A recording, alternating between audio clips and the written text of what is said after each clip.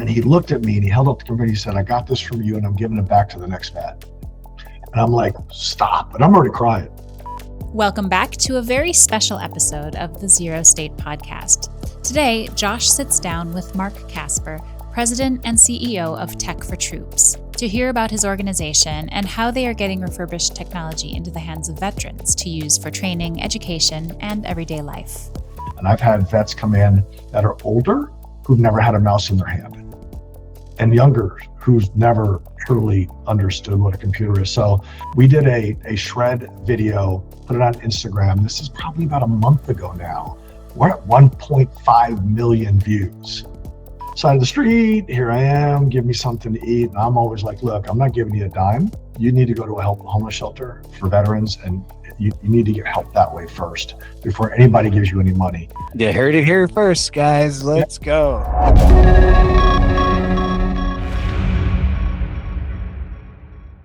I'm excited for this episode number 9 of the Zero State Podcast. Today I have Mark Casper from Tech for Troops, and I and my team are excited about this episode. Again, this is one of those fun things when you're in a space, when you're in a industry, let's say, there's a lot of kind of common things, I think, that become kind of the norm, the business norm, and the way things are done. And frankly, what Tech for Troops has done and what you guys stand for and represent is really, dear to me and my associates, and it's definitely appreciated. And I think the creativity, the story behind what you guys are doing, and the people you have, it's just awesome. It's just inspirational and great. So I won't tell your whole story. I guess I'll kind of turn it over to you, Mark. If you can just introduce yourself, tell us a little bit about your background personally, and kind of how Tech for Troops kind of came to be. You bet, Josh. Thanks so much for having me. For one thing, I am honored to be on your podcast.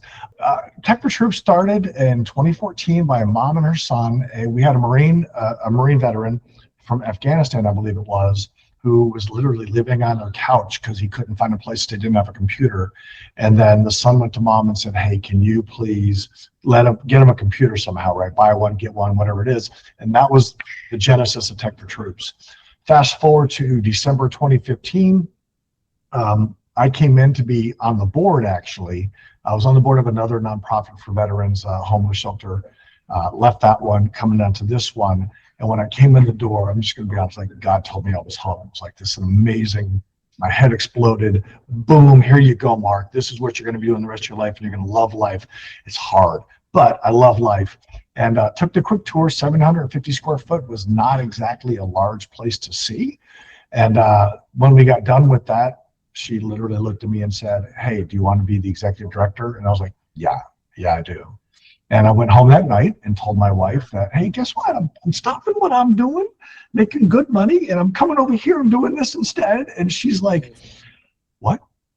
And I said, yeah, it's something I'm supposed to be doing. And I literally was making good money to hourly, right? Really low. And by May-ish, 2016, I was told that it was out of money and we're going to shut down. And I said, nah, it's not happening. I can't allow this. This is too important for my brothers and sisters, right? So being in the Marines, it's too important. So did all the stuff, right? I slogged through sorting RAMs, sorting CPU and selling them individually or by the 10s or the 20s or whatever it was, and getting whatever pennies we were getting in. By July 4th, it was either shut it down or take it over. So I didn't have a whole lot of time. Wow. And we had words. September 4th came around, Labor Day, and it was like, okay, either shut it down or take it over, because we were at no money in the bank. And I said, I'll take it over, right? And then she said, well, then great. You have until October 6th to get everything taken care of. And anybody who started a business or runs a business knows about taxes and IRS and all those things. Getting all of that paperwork done, it got done. Right. So I look at that as a God thing, and like, boom, all of it was done. And then come January, I can't say the name of the place, but we received 3,000 laptops out of the blue, like literally. Truck pulled in, I'm unloading. I'm like, where's this coming from? And I've never heard of this. And thank you so much. And that started our trajectory. And now we're at 8,000 square feet. So from 17 to 26. 8,000 square feet, and we're looking to lease a larger building. And we added in from just handing out computers to educational program. Well, we'll go through all that, but educational program, guaranteed data destruction, which is what we're doing with you guys, as well as suicide prevention and reuse and recycling. And then we also have a reach out program to the special needs community, and folks come in and volunteer with us with Down syndrome and other neurological issues. So we really try to be community oriented the whole way through. So that, in a nutshell, that's us. Real quick. One thing that's kind of fun for me, I have my Army background, and had some adventures in the sandbox, so to speak, a little while ago.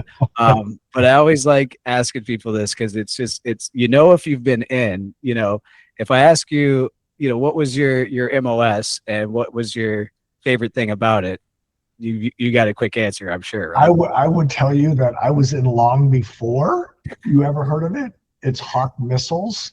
It was a fire and forget surface to air missile. And literally, because today they have missiles that do all this stuff, right? And then they chase after each other, and they go fishing together and all that kind of stuff. But ours was like a SAM back in Vietnam. It took an average of 13 missiles to take down one of our airplanes, right? So when John McCain was shot down, it was an average of 13 missiles to take him down. So we were the same way with our fire and forget. Best part was going out on what I call the beach, right? So that would be Onslow Beach in North Carolina, or the beach in Phoenix. I love that beach out in the desert. Or Nevada, that beach. That was a great beach as well, because you never have to worry about sunshine, and you don't have to worry about getting eaten by a shark or anything, or jellyfish stinging you. So, sure, there's tarantulas and rattlesnakes, but that's minor compared to a shark and a jellyfish, right? Well, the reason I had to go there, Mark, too, and I know I think we take it for granted as former service members and things, but I know whenever I'm around family and friends, civilian types, and we rattle off some of those terms and that history, and even I got it. It's just so cool to know, that we're a part of history, right? And that whether or not we did anything that's written in the history books directly, we're still part of this awesome, I'm in total agreement with you. It's a brother and sisterhood for sure. I'll be honest, this podcast is really meant to just kind of explore all the things in our space, and it's nice. In our experience so far, we've had quite a variety. It's just been really nice to talk to developers from our team, different folks, even in different verticals.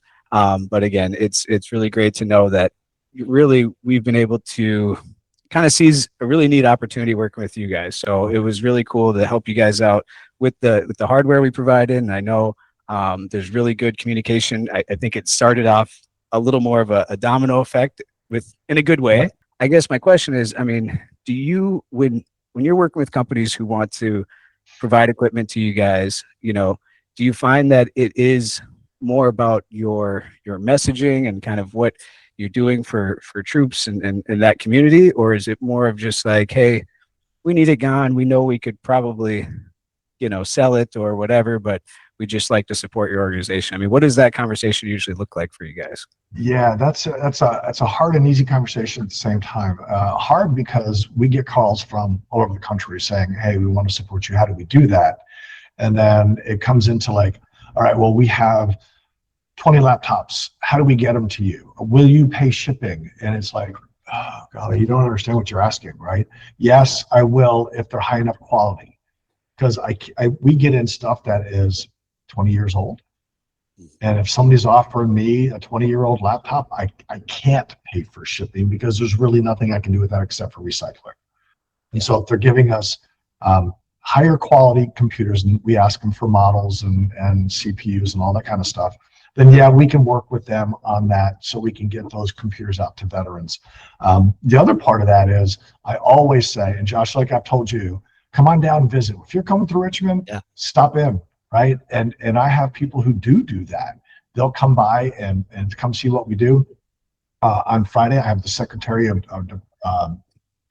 Military Affairs for Virginia, Department of Veteran Services. He's stopping in, right? Just to see what we do and how we do it, because really what it comes down to is, Once you walk through the building and you see how we go about doing what we do, everything from the wiping and the shredding to the recycling to the refurbishing to having special needs in to help, as well as the training and then the bunker for suicide prevention, then you're like, I get it now. And we've had the governor's wife from Governor Youngkin in. Abigail Spanberger's been in, our governor now. Senators and congressmen from both aisles have come in, and now we're having the Secretary of Department of Veteran Services come in, and he's a D, I guess. He works for a D. It doesn't make a difference. So companies, when they come in and see us, they're like, I get, and that's literally, you can see that light bulb go off. And it's so much fun because I walk them through and I'm showing them all of this stuff, and I bring them to our museum as well. And our museum is just, it's packed full of stuff, equipment that folks don't think about anymore, like film. We actually have a film splitter. There was some film on it. And kids today have never seen film. If you think about it, they've never seen film. Yeah. Or a 1926 dictaphone, first recording device, or a TTY machine, and just keep going down the list.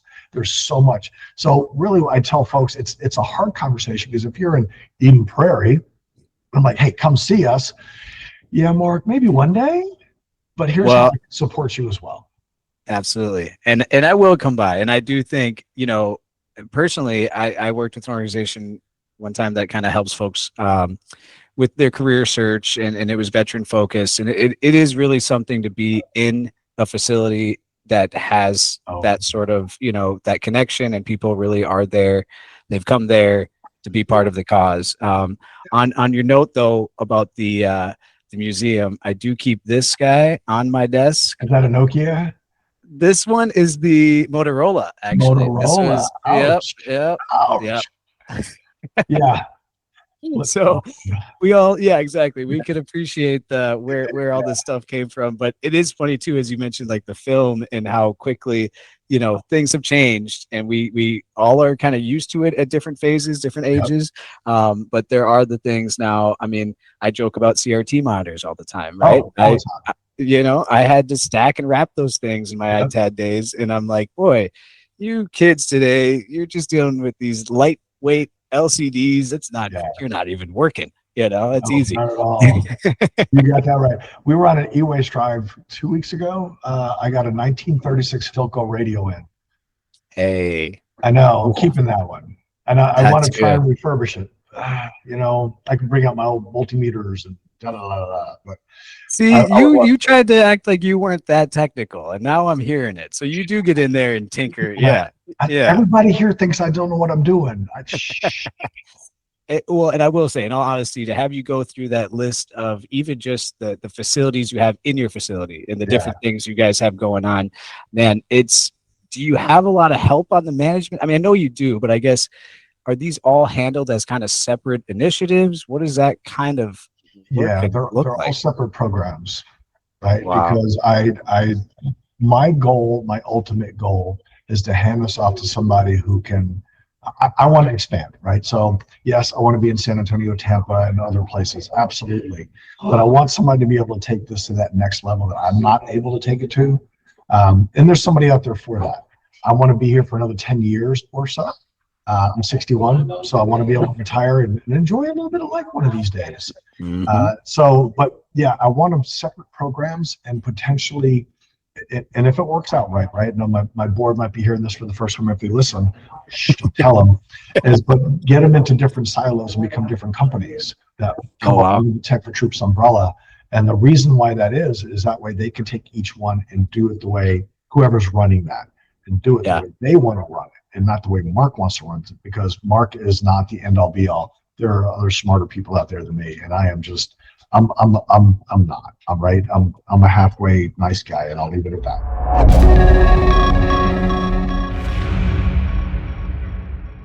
One thing I was thinking about leading into this is, I know you guys do a lot with the repurposed technology to actually get it in the hands of folks, and that to me has always been like the coolest piece. Like, it's one thing to create some jobs, and that's great, but to actually get the stuff back in the hands of guys and gals who either is it that they just don't have access, or that it's kind of limited access? Tell me a little bit about why they're looking for it, or how this kind of comes together. Yeah, it goes both ways on the limited access, or even just don't even have access, or actually have never owned a computer before.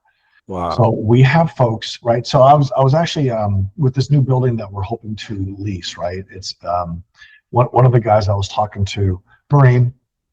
He was grunt, right? So he carried an M16, and that's it. He's like, I barely knew how to use a computer when I got out of the Marine Corps, because the Marine Corps doesn't give you a computer when you're carrying a gun, right? They just don't do that. So he had to learn from scratch, and he understood where we're coming from. And I've had vets come in that are older who've never had a mouse in their hand, and younger who's never truly understood what a computer is. So part of it is you might fall on hard times, you might get a divorce, or there might be some tragedy in your life, some PTSD that forces you or does you do something silly, and then you lose part of your or all of your support system. And then, side of the street, here I am, give me something to eat. And I'm always like, look, I'm not giving you a dime. You need to go to a homeless shelter for veterans, and you need to get help that way first before anybody gives you any money. You don't need cigarettes. You don't need beer. You don't need a cheese burrito from the local Wawa or gas station, right? You need to go get real help. And so that's what we try to do, is force them that way. But then when they come to us, they come into our class and they learn how to use a computer if they don't know how to use one. That was the biggest part too. The fact that you're actually, again, not just saying, here, good luck with this, because I've seen that sadly, go the wrong way, and somebody just gets frustrated and they're going, yeah, that's great that I have this machine. If I don't know how to use it, what's it good for? So we're actually thinking about, and probably going to do this in the not too distant future. We use Discord and Twitch for our suicide prevention, but we're going to start doing educational online as well, probably more Discord than Twitch.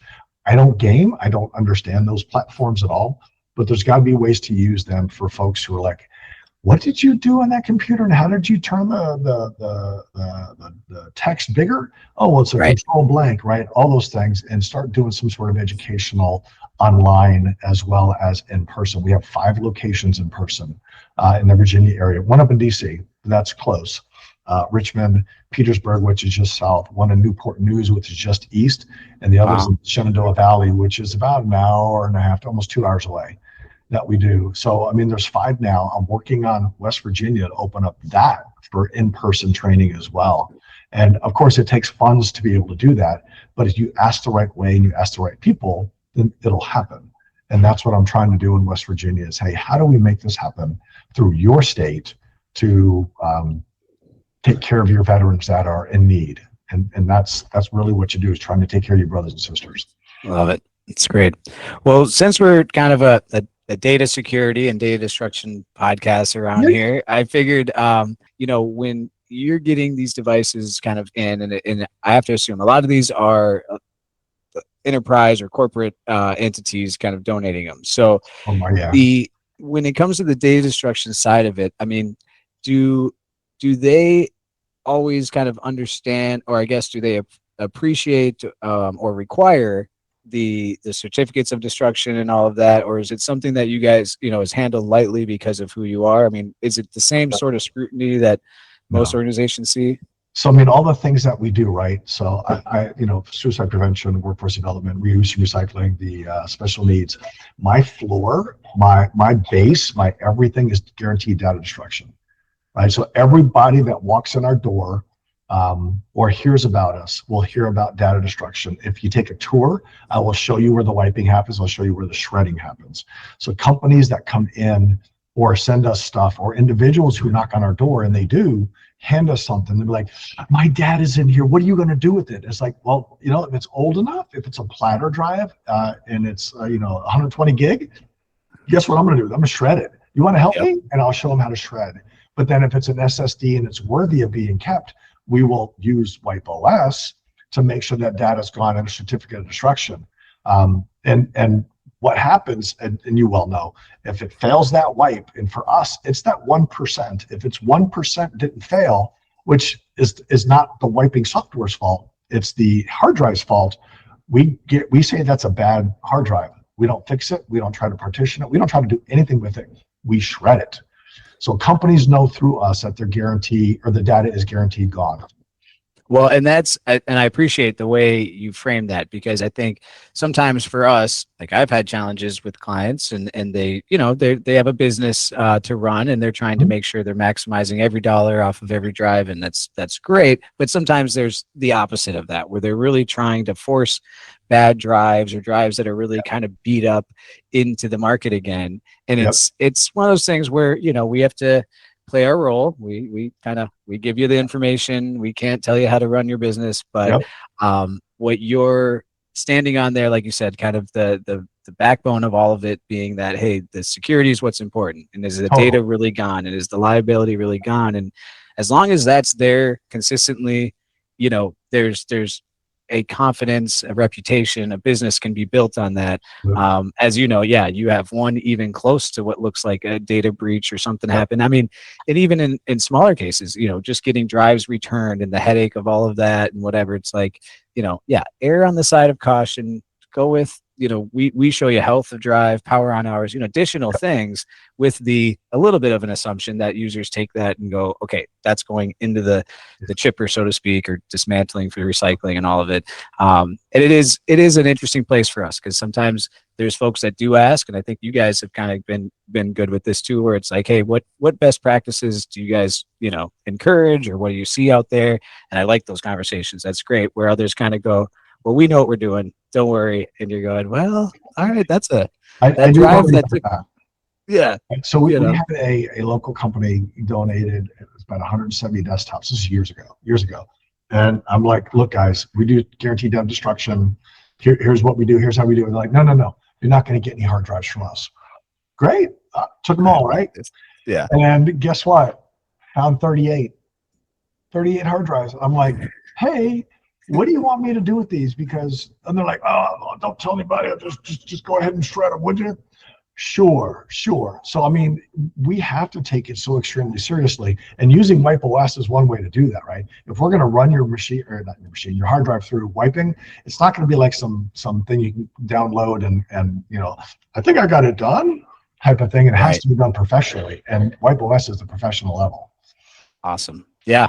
Yeah. And that's, it's funny because I'm talking about, and we've talked a little bit about, trying to solve that problem earlier in the process, right? Is trying to let the folks, I have this little bit of a dream or fantasy of, getting WipeOS in the hands of those IT guys before they hand them down to you, so that they're able to go ahead and wipe Yep. it and inventory it and track it. And then you guys can confirm and verify, right? Yep. That's one of those Totally common, agree. And we would do that anyways.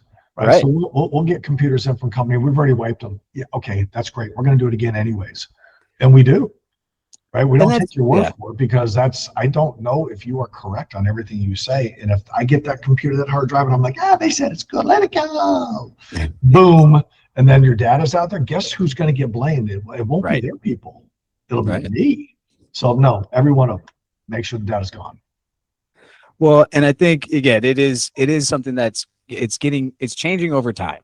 Companies are starting to understand there's a little less of that, like you said, oh, my IT guy used something to wipe it. He said it's fine. Well, okay, what did he use? Where's this paper trail? Are things, can we pass audits and things? And yeah, the compliance side of this is, I think it's shifting now to a little bit more of a open to again, more of a trust but verify process, and a little less of like, hey, they said they shredded it, we got a cert, I'm sure it's fine, Right. No, so I mean, we take ours to that next level with our shred. So if we're going to shred it, we actually give a video of the shred itself, serial number and the shred. So we take it to that next level every time, because and as I say to all my folks and to everybody I talk to, it's your data, it's not mine. And Yeah. you want to be assured that we are doing what we say we're going to do. So when Michael does my shred, he will go there, make the camera get it, and then you can see it going in the slot. You can see the slot, and you hit the button, and it does its thing. It does the dance, so it's gone. But I mean, he makes it from the WipeOS level all the way down to the video of the shred itself. So yeah, we take it that seriously.